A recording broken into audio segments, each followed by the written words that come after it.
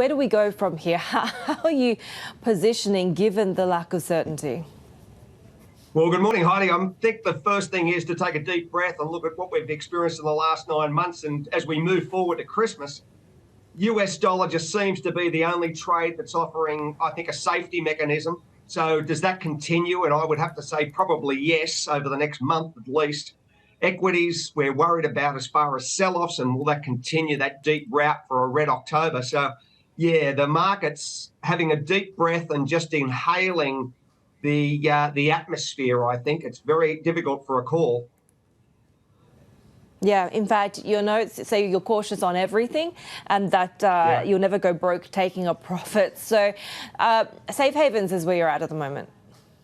Absolutely. I think that we've just seen dramatic moves across currencies. Look what we experienced last Monday with the pound. So that's just an example. So I think from a trading perspective, and that's the retail sector, you know, the man and woman on the street looking at opportunity, that US dollar has just been one-way traffic. Sell pound, sell euro, sell yen, for an instance, and the Aussie, of course, and trade the whipsaw as far as crude markets. That seems to be the number one strategy at the moment.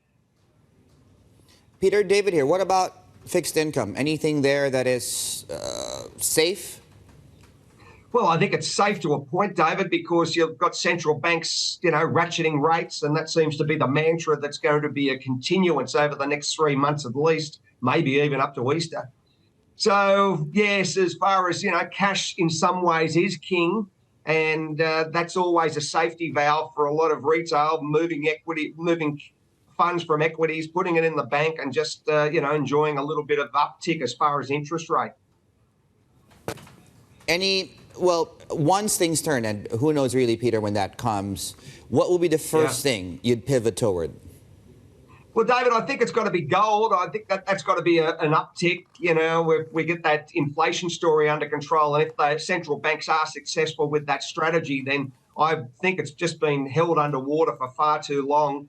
So I think you'll get a bounce there, possibly a sell-off as far as US dollar. You might see it give up something. You know, you've got a 112, 113 handle for US dollar index, so maybe that gives up some, and you see a little bit of a rebound in these currencies. And maybe you're going to see an uptick as far as equities after that big sell-off that we've experienced in the first 9 months. But it's going to be a wild ride to Christmas. RBA, RBNZ, looks like that ride might get a little less wild. We're expecting probably one big move out of the RBA, and we've seen the RBNZ governor flag that the bulk of the heavy lifting is probably done as well. Do you see any opportunities coming as those two central banks get to this, I guess, portion of their tightening adventure?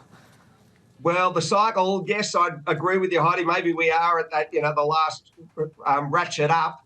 But we've just got to determine where we are with retail sales that lead up to Christmas, that, you know, the herd on Main Street, whether we've got the inflation story completely under control. And that's only, you know, a forward-looking metric. So we can see what it's done in the past. And if we're here in December and we still haven't got the animal under control, then maybe we're going to see further rate rises or significant in the new year. So, yes, there's still a great degree of uncertainty, I think, and we've just got to see where that all materialises.